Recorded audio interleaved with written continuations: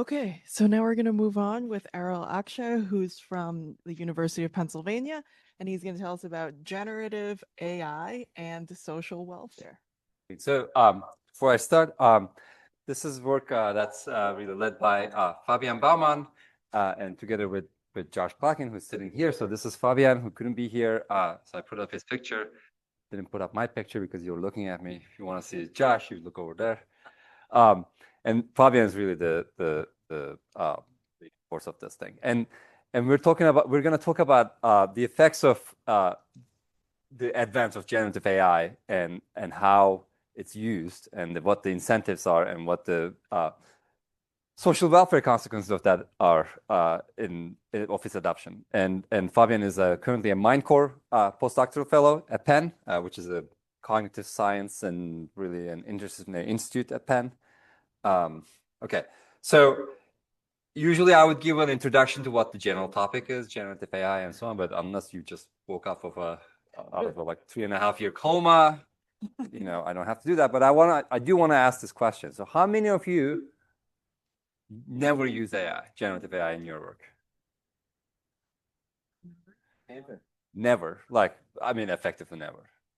Okay. How many of you use it once in a while, like every other week or so? Okay. How many of you use multiple times a week? How many use it all the time? Okay. Well, you do research on this. So independently of that. Okay. All right. Okay. Well, that's a good spread of usage frequencies. And how many of you think that all of our students using it every day, or every waking hour? Yeah, I don't think it's actually that bad, but it is being used a lot. However, surprisingly, actually, if you look at the literature, there's fairly little. There's a lot of hand-wringing. There's a lot of excitement and trepidation, all this stuff, and there's a lot of marketing talk from the AI company people about adoption of AI. But looking at the incentives for AI and what the consequences of AI adoption, looking at the incentives at AI adoption and what the consequence of that is sort of is actually not that well studied. So this is what we were interested in looking at, and in fact, we are interested in what is the dynamics of Gen AI uptake and what are the consequences of it for everybody's sort of payoffs, essentially, right? So to do that, we first have to kind of look at ourselves a little bit pre-AI, okay? So and kind of think about the nature of work, right? And if you think about the nature of our work, it's fundamentally, and in fact, if you think about the nature of our work, this is sort of obvious, but if you think about most work out there, it's fundamentally a collaborative activity. Okay, most work that we do is a social activity. We put in effort and then we get some payoffs, but what payoffs we get, even if we're sort of thinking about doing the work on ourselves, it's in the quiet of our study, typically relates to someone else reading it or someone else interacting with it and someone else putting in some other effort. Okay, so a lot of things, we would argue probably most things that we classify as work or sort of tasks in the world are social tasks. Okay, so and if you can build a very simple model of a sort of a task structure and incentives where you have one individual who works and one individual who works. I don't know if it's not very powerful. Okay, one individual who works and one individual doesn't work. And then if you work and your partner also works, you both contribute sort of B to the project and it gets divided equally. So you both get B. And then you pay the cost of working, which I'm going to call CH. H stands for human effort.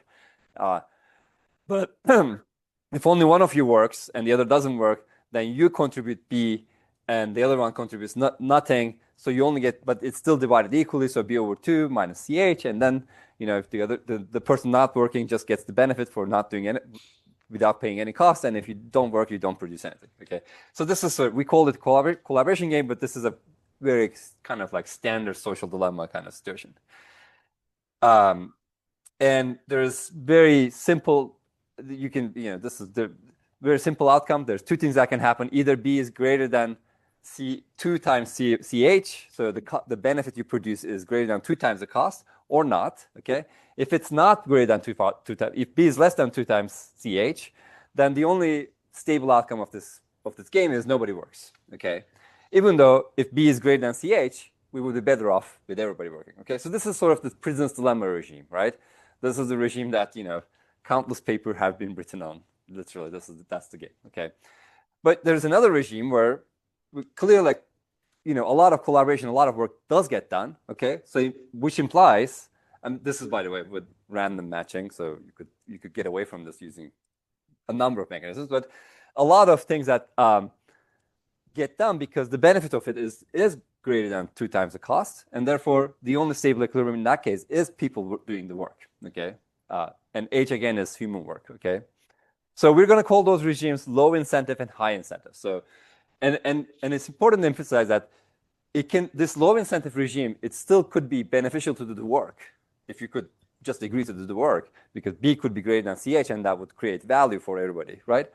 But the incentive to free riding here is high enough, or the benefit is low enough that it can't overcome the sort of this free riding problem. Whereas in the high incentive regime, it can. Okay. So that's sort of like what happens before AI. Suppose now somebody invents generative AI, and now a third strategy becomes available. Okay, so instead of doing the work yourself or putting in the human effort, you can ask ChatGPT, okay, well, just do this report for me or something. Okay, so so now we have this third strategy, use AI, and we're going to assume that that third strategy has a smaller cost. Okay, so this is the third strategy. If you're using AI, you're paying a cost CA, which I didn't update in this slide, instead of CH. So these should all be CAs. Okay, in the next slide it will be, but you might there's a possibility that you also are contributing a different benefit. Instead of B, you're contributing A. Okay, so which is the benefit of AI work essentially. Okay, see, all the CAs are updated now. And you can show, I'm not going to go through that, but as long as this A is not high enough or the CA is low enough compared to CH, adding this AI strategy will actually make everybody better off. Okay, I'm not going to go too much into that. Okay. All right, so this is sort of the collaboration game with 3 strategies. But which sounds great. Okay, this is what the AI company CEOs, this is what Sam Altman's telling you, okay, or selling you, okay, and this is sort of the picture of the world that they want to sell you. There's all these collaborations that were happening in the world that produces all these papers, Wikipedia articles, reports, everything that you put on the internet that they got for free. They use those to train their model, and now you can use the model to do the same work, or at least like similar quality work, for much cheaper. So why would you do that? Okay. Well, there's an element missing here, because now whole bunch of people are using these models to do the work, to collaborate, and these collaborations are producing cultural artifacts. And now and then the new models get trained, okay, because they need to be updated, and then this thing happens. So this is a paper from 2024 that appeared in Nature, where they show that there's both theoretical proofs that this happens in a lot of learning models, and also they use relatively small LLMs to show, like, in practice, if you train successive iterations of the same model on its own output, if you retrain the model basically using its own previous version's output, pretty quickly over generations of training, the model collapses. The model starts producing gibberish or completely untrue information. So this is an example from their paper. This is like an input sort of passage, and the model is completing it. The Gen 0 model still has some like weird character issues here, but generally stays on topic and says something that's plausible about architecture. By Gen 5, after the first, basically even the first sentence, it just like goes into just a list of languages, but at least these are complete words. And then Gen 9 just like spits out gibberish, right? So this is an example of model collapse, where the effectiveness of your model whether it's actually producing the things that you want it to produce and useful output, might actually collapse, might actually decline if the corpus that it's trained on is coming from other AI model input. Okay, so now we have this sort of potentially we have this world where collaborations are happening. There's some human effort, but there's some AI effort as well. Either one party or both parties are using AI. Okay, and the outcomes that are produced are either produced by humans, or is produced. Some fraction of them are produced by AI itself, and that leads to the models to collapse. And this is my artisanal depiction of model collapse, which I'm rather pleased with, actually. Okay, and there's different sort of modes of model collapse that they discuss. We're not going to go into sort of the mechanics of this, no mechanism here, but we're going to actually really do a phenomenological treatment of what the model collapse is. Okay. And before I go to that, this should immediately sort of trigger all the sort of game theory instincts, spidey senses in you, because that means that if we live in a world with model collapse, especially significant model collapse, using AI is a bit of a social dilemma, because it makes your life easier. It allows you to do the job more quickly, right, or at a lower cost. Okay, but you're kind of actually polluting the environment, and you're kind of messing up with future AI models and making them worse for everybody. Okay. So that's kind of the basic insight. So meaning that in this sort of social dilemma now, which is on top of the collaboration game, which itself can be a social dilemma, the welfare effects are very ambiguous. Like what's going to happen at equilibrium, and what the effects of that on the population's payoff, and the effects of AI on introducing AI to a population is ambiguous. So this is what we want to study. Okay, and the way we want to study is basically we just want to model the model. We're doing this phenomenologically at this moment.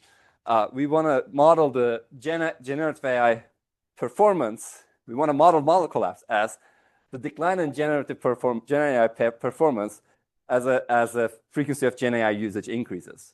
And it could be, and here's the two options. It could be either weak or strong. Okay, so the Gen AI performance either can go down sort of not much or by a lot. Okay.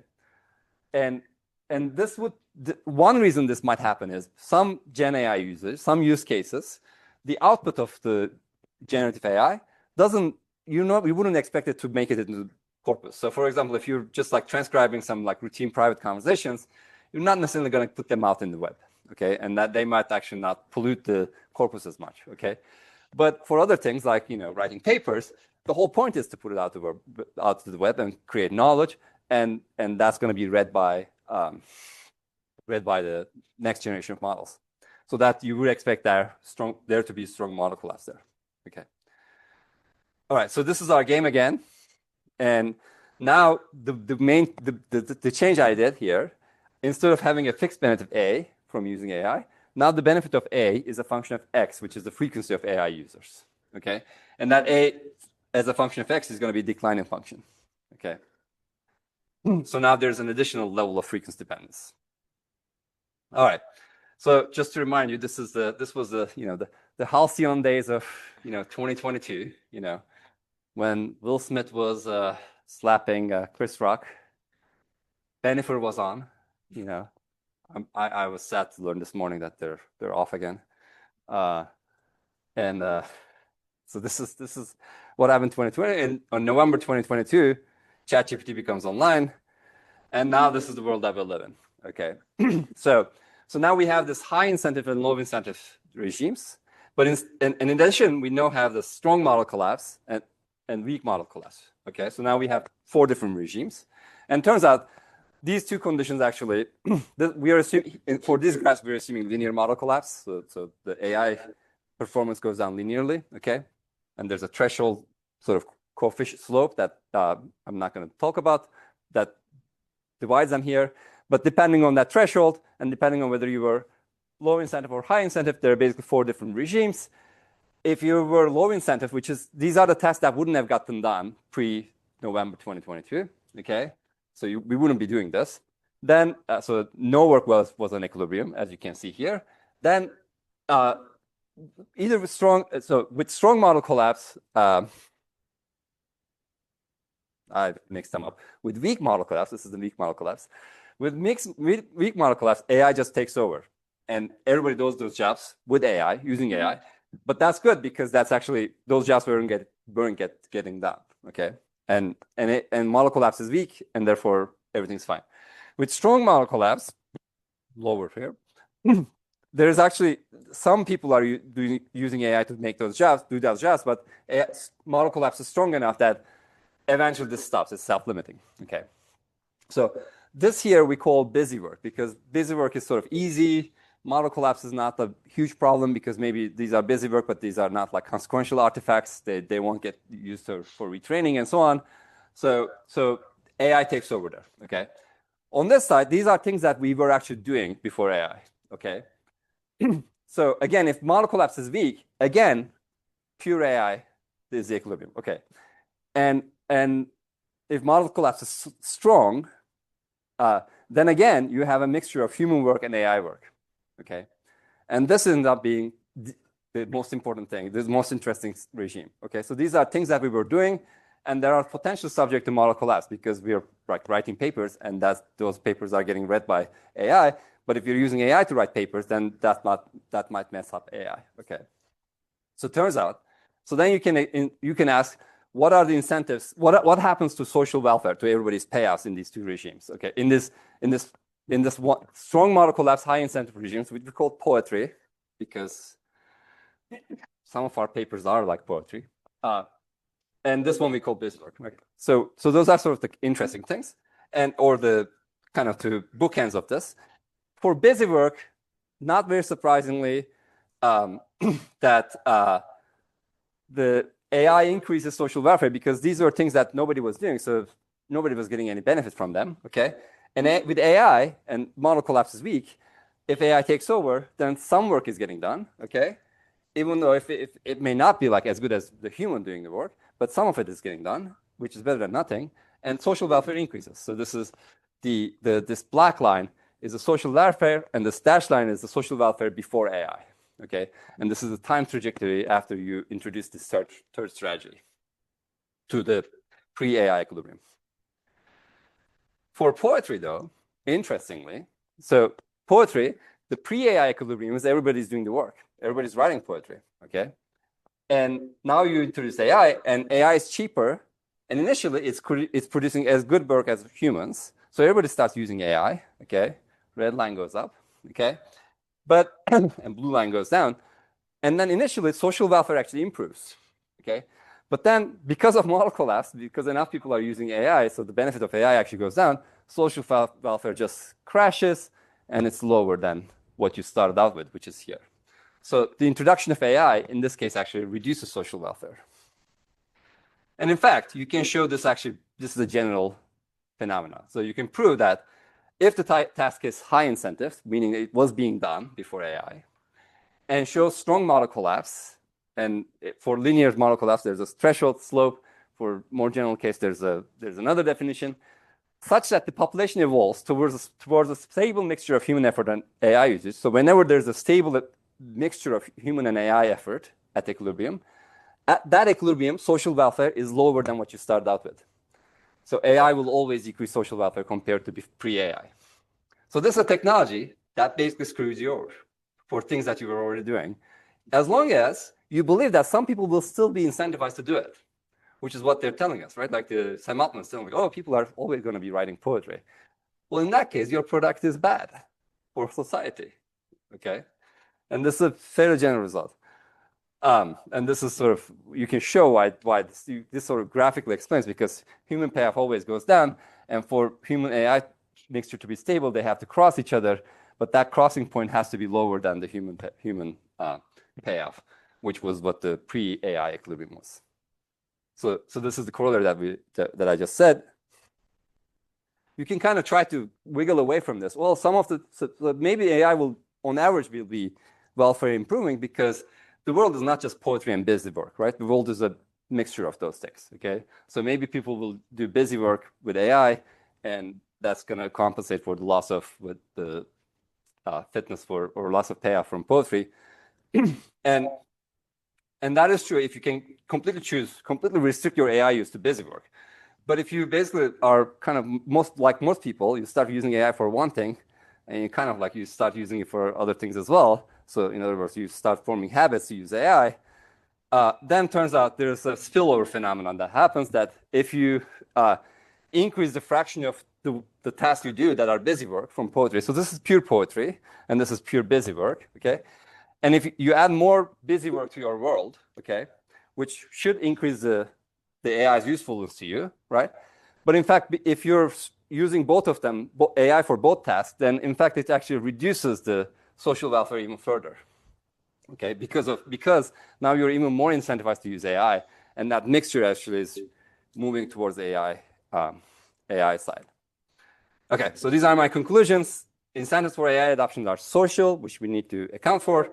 Consequences for AI adoption can also be social and lead to social dilemmas because of model collapse, for example. Welfare effect depends on the nature of task, which turns out to be very important actually. So we need to actually think about like a taxonomy of tasks in our minds. And then for tasks we have been doing before AI, like writing papers, strong model collapse implies AI will reduce welfare at the equilibrium. So AI is a net welfare reduction, which we should consider as a society, because we're making enormous investment in this technology, and and the presence of and then there might be a spillover problem. Okay, with that, showing Fabian again, and the paper is at that QR code or at this link. And yeah, I'm done. Thank you. And thank you for the organizers too, for reminding me.